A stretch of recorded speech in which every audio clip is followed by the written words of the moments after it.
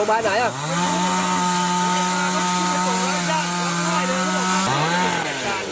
ตัดไม้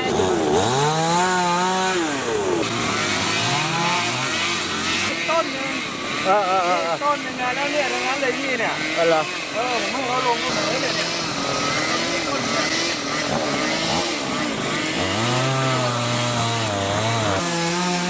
แล้ว5 วันมันเข้ามาเต็มๆพี่ไม่รู้อ่ะ